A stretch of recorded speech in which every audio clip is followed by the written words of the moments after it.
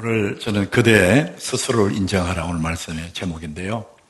우리 성장의 가장 기본에 자기를 인정하는 겁니다. 내 못난 모습, 약한 모습 그대로를 인정할 때 거기서부터 이제 성장이 시작이 되는 거예요. 그대 스스로를 인정하라. 여러분, 이 말씀 제목이 아주 평범한 것 같은데 굉장히 깊은 이야기입니다. 여러분 자신을 인정할 때 성장이 시작되는 거예요. 하나님은 우리의 삶이 메마르지 않도록 아주 풍성한 그런 삶으로 살기를 원하십니다. 예수님이 생명을 주시되 더 풍성히 주셨다 이렇게 말씀하셨거든요. 하루하루 겨우겨우 그렇게 살아가는 것이 아니고 넉넉하게 행복의 노래를 부르면서 그렇게 빛나는 삶을 살기를 하나님이 원하십니다.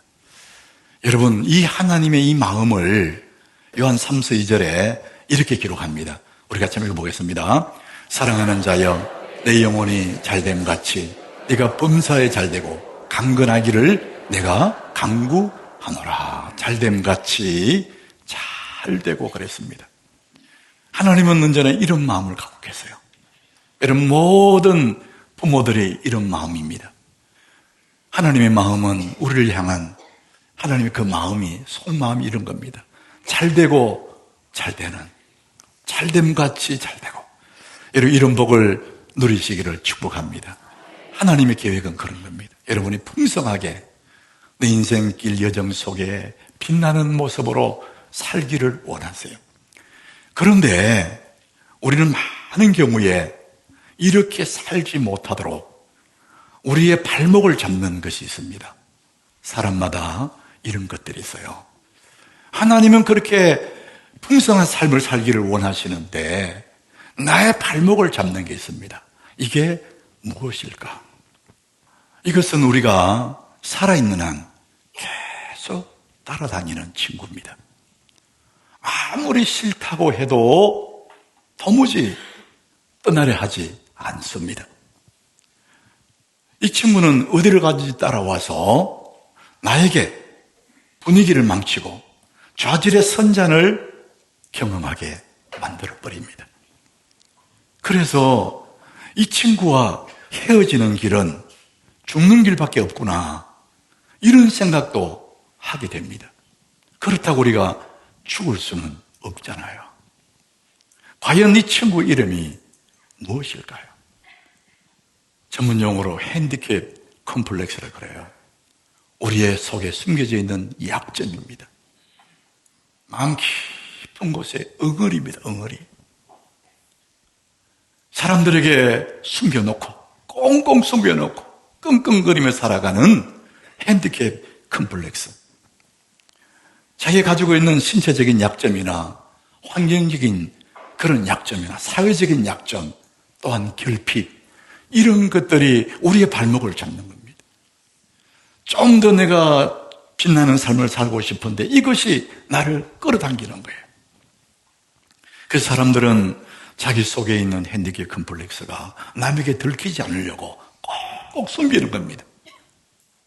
혹시나 사람들이 이걸 알면 나를 얕볼까 봐 두려워서 숨기기도 합니다. 그러다 보니까 늘 이것 때문에 자신감이 없고 움츠려 들고 그렇게 살아가는 거예요. 여러분, 사람마다 자기만 아는, 자신만 아는 이 핸디캡 컴플렉스가 있는 것입니다. 겉으로 보기에는 화려한 사람들, 저 사람 아무 문제 없을 거야, 그런 사람들에게도 자기만 아는 꽁꽁 숨겨놓은 핸디캡 컴플렉스가 있습니다. 우리가 너무나 잘 아는 축구선수 박지성 선수, 대단한 분 아닙니까? 그분이 수원 공고를 다녔답니다. 자기는 축구로 살고 싶은데 그때 수원 공고 1학년 때 키가 158cm라는 거예요. 그러니까 할 수 없는 거죠. 거기다가 총일 뛰어다니는 되는데 이 발이 평발이었답니다. 평발.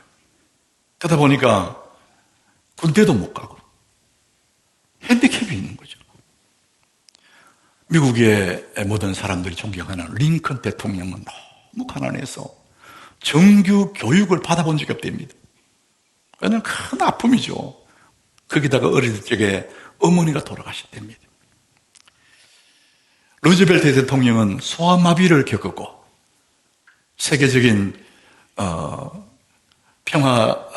노벨 평화상 받은 만델라, 얼마나 존경받는 사람입니까? 이분은 흑인이라는 벗어날 수 없는 그런 나름대로의 핸디캡 컴플렉스를 가졌던 사람들입니다. 여러분, 유명한 사람들이거나 평범한 사람들이거나 화려한 사람이거나 일반 보편적인 사람이거나 누구도 예외 없이 마음속에 핸디캡 컴플렉스, 자기 나름대로 감추고 싶은 이 엉어리들을 하나씩 가지고 산다고 합니다. 오늘 우리 함께 읽었던 이 고린도후서 12장에 나오는 이 사도 바울도 눈으로 예수를 만났던 사람인데, 예수님의 제자인데 그에게도 감추고 싶은 핸디캡 컴플렉스가 있었다는 것. 우리 성경에 나타나는 이 사도 바울을 보면 굉장히 자랑할 것이 많은 사람이에요. 굉장히 명문 가문에 태어났습니다. 율법으로는 아주 정확한 사람이고 바리새파 출신이라는 거예요. 거기다가 이 사람은 당시의 최고의 랍비 가말리엘 문화에서 공부했다. 요즘 같으면 최고의 학부를 나온 사람이에요. 겉으로는 대단히 화려한 배경을 가진 사람입니다. 그런데 그에게도 컴플렉스가 있었다는 겁니다. 약점이 있었습니다. 역사가 요세푸스 기록에 의하면은 바울의 키가 158cm였답니다. 거기다가 이 사람이 머리카락이 하나도 없는, 그러니까 대머리예요. 얼굴도 굉장히 추남이었대요. 추남. 거기다가 다리가 안짝다리랍니다. 안짝다리 이렇게 되잖아요. 그것은 하나의 외모에 불과하지만은 이 바울은 자기의 가슴에 정말 괴로운 가시가 하나 있었는데, 여러분 오늘 7절에 보면은 그걸 고백을 합니다. 자기가 몸에 있는 내 육체에 가시라 그랬습니다. 내 육체에는 가시가 있다. 사탄의 사자가 내게 있다. 이런 얘기를 합니다. 여러분, 여기서 말하는 육체의 가시, 그것은 장미꽃에 있는 가시를 얘기하는 게 아닙니다. 이 원어의, 이 헬라어 원어에 보면은 말뚝이라고 해요. 말뚝. 내 몸에 말뚝이 하나 박혔다. 여러분, 얼마나 아프겠어요. 큰 대못으로 표현합니다. 내 몸에 큰 대못이 박혔다. 그런 얘기예요. 말뚝이 박히고 대못이 박혀서 너무나 고통스럽다. 자, 그런데 이런 육체의 가시가 자기 몸에 말뚝이 박힌 것 같은 그 아픔이 예수님을 만나기 전에도 있었는지 없었는지 그건 우리는 알 수가 없으나, 오늘 확실한 것은 예수를 다메섹 도상에서 만났고 그의 제자가 되었고 빛 가운데 주님을 만났던 그 이후에도 여전히 자기 몸에 말뚝이 하나 박혀있다. 이런 고백을 하지 않습니까? 여러분 중에 내가 예수를 잘 믿는데 너무 아파. 내가 신앙생활 잘하는데도 여전히 내게 약점이 있어. 그것 때문에 낭망할 이유가 없습니다. 왜냐하면 사도 바울을 보십시오. 여러분, 내가 예수를 믿을 때에 어떤 상황이 바뀌어지는 것이 아니고 내 신분이 하나님의 자녀가 되는 거예요. 여러분, 예수를 믿는다고 갑자기 세상이 변하는 게 아닙니다. 내 신분이 하나님의 자녀가 되는 것입니다. 여전히 상황은 남아 있습니다. 여전히 약점 그대로 있다는 것입니다. 사도 바울이 그랬습니다. 예수를 만난 이후에도 자기 몸에 말뚝이 하나 박혀 있는 것처럼, 큰 못이 하나 박혀 있는 것처럼 아팠다. 이게 핸디캡 컴플렉스라는 겁니다. 우리 모든 예수 믿는 사람들에게도 평생 쫓아다니는, 정말 내 삶의 에너지를 다 빼앗아가는, 너무나 싫지만은 버릴 수 없는 이것이 하나 붙어 있다는 겁니다. 그런데 여러분, 너무나 기쁜 소식이 하나 있는데 그게 뭐냐? 그런 내 아픈 내 마음의 엉어리 같은 그런 핸디캡이 내 인생의 걸림돌이 될 수도 있지만은 하나님의 은혜를 경험하는 디딤돌도 될 수가 있다는 것입니다. 그것 때문에 그 약함 때문에 더 하나님 은혜를 많이 경험하는 디딤돌이 될 수 있다. 이런 구약에 나오는 모세는 말을 잘 못하는 사람이에요. 그렇지만 그는 민족의 지도자로 세우지 않습니까? 삭개오는 키가 작아 나무에 올라가서 예수를 만납니다. 사도 바울은 몸에 가시가 있다 이렇게 말합니다. 약점이 걸림돌이 아니고 디딤돌이 될 수 있다. 그 약함 때문에 그 하나님의 은혜를 의지하게 되고 그것 때문에 빛나는 삶을 살 수가 있다. 이것이 기쁜 소식입니다. 여러분들에게 엉어리들 하나씩 있는 그것이 내 삶의 걸림돌이 아니라 오히려 그것 때문에 하나님 은혜를 경험하는 디딤돌이 될 줄 여러분 믿으시길 바랍니다. 자, 그러면은 우리가 어떻게 하면 내가 묶여있는 이 핸디캡 컴플렉스에서 자유할 수 있을까? 언제까지 아파하며 살아야 되느냐? 아니면은 그것 때문에 더 하나님 은혜를 경험하는 이 컴플렉스에서 자유할 수 있을까? 저는 오늘 이제 그 말씀을 드리고 싶어요. 여러분, 우리의 약점 있는 그대로를 가장 먼저 인정해야 내가 이 아픔에서 성장할 수 있습니다. 여러분, 우리 몸을 연구한 것이 의학이라면은 우리 마음을 연구한 것이 심리학입니다. 인간 자체를 연구해 보니까 이 심리학에서 인간의 성장을 이야기할 때 두 가지를 얘기합니다. 이 두 개를 벗어나서는 성장할 길이 없다고 합니다. 첫 번째가 자기 인식입니다. 나를 아는 겁니다. 내 약함은 이거지. 나를 아는 자기 인식. 두 번째는 자기 수용입니다. 내 아픈 모습 그대로, 내 약한 모습 그대로를 수용하는 겁니다. 이것을 한마디로 말하면 인정한다. 그대 스스로를 인정하라. 나의 약점을 내가 인식하고 그것들을 그대로 수용하는, 이것을 한마디로 말하면 내 스스로 내 모습 이대로를 버리는 것이 아니고 막 혐오하는 것이 아니라 내 모습 이대로를 받아들이는 겁니다. 그게 바로 인정하는 겁니다. 거기서부터 이제 성장이 시작이 됩니다. 자, 오늘 본문 7절에 그 얘기를 하고 있습니다. 우리 같이 읽어보겠습니다. 여러 계시를 받은 것이 지극히 크므로 너무 자만하지 않게 하시려고 내 육체에 가시고 사단의 사자를 주셨으니 이는 나를 쳐서 너무 자만하지 않게 하려 하심이라. 자기 속에 있는 육체의 가시, 내 몸에 박혀있는 말뚝을 인정합니다. 인정했고 인식하고 그걸 수용합니다. 숨겨놓는 것이 아니라 드러내고 말합니다. 내 육체의 가시, 사단의 사자를 내게 주셨다.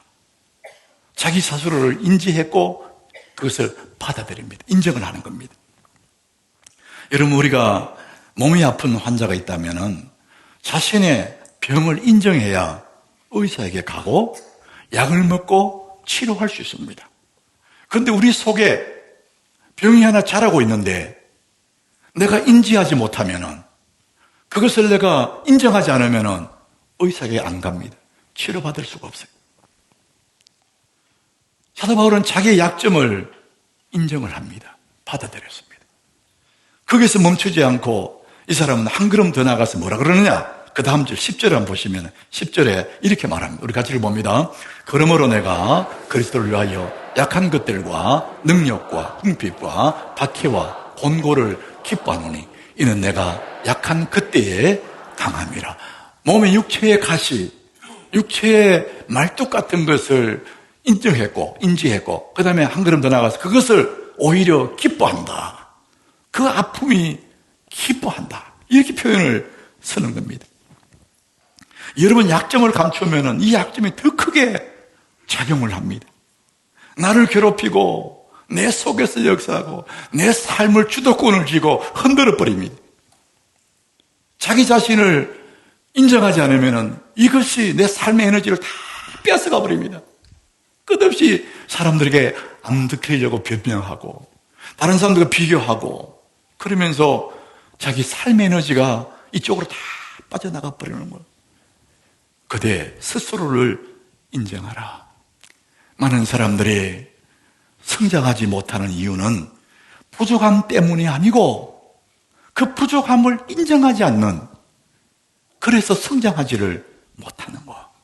그대 스스로를 인정하라.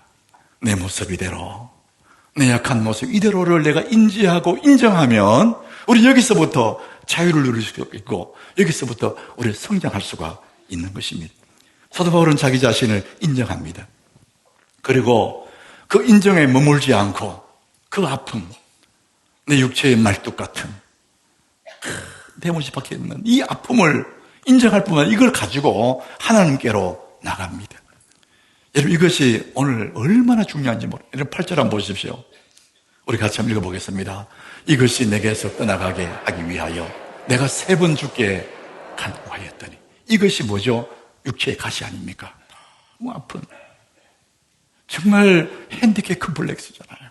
이것이 그냥 그것만 가지고 있고 그냥 그렇게 사는 것이 아니라 이것이 내게서 떠나가게 하기 위해서 하나님께 가져갑니다. 그리고 하나님께 기도하는데 내가 3번 간구했다. 여러분, 간구는 가장 강한 요구를 말합니다. 간구했다 그럽니다. 아픔을 가지고 있으면 언제까지 내 거잖아요. 내 아픔이잖아요. 근데 이것을 주님께로 가져가는 겁니다. 하나님께 3번 주께 간구했다. 이렇게 말합니다. 자기 아픔을 품고 있는 것이 아니라 하나님께 가져가서 기도하는데 최고의 하나님 앞에 부르짖고 3번을 기도했다. 몇 번 기도했다고요? 3번 기도했다. 새벽 기도 3번 나왔다. 이런 뜻이 아닙니다. 하나님 고쳐주세요. 1번, 고쳐주세요 2번, 이렇게 3번 했다. 그게 또 아닙니다. 여기서 말하는 3번 기도는 정말 할 수 있는 간절한 기도를 3번 했다는 거예요. 어떤 이들은 여기서 1번 말하는 것은 40일 금식 기도 1번 끝냈을 때 1번 했다. 이렇게 말한다고 하는 거예요.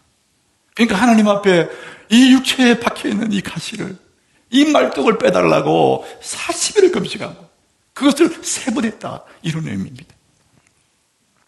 그렇게 간절히 기도했더니 9절에 응답이 와요. 하나님 응답이 뭐냐?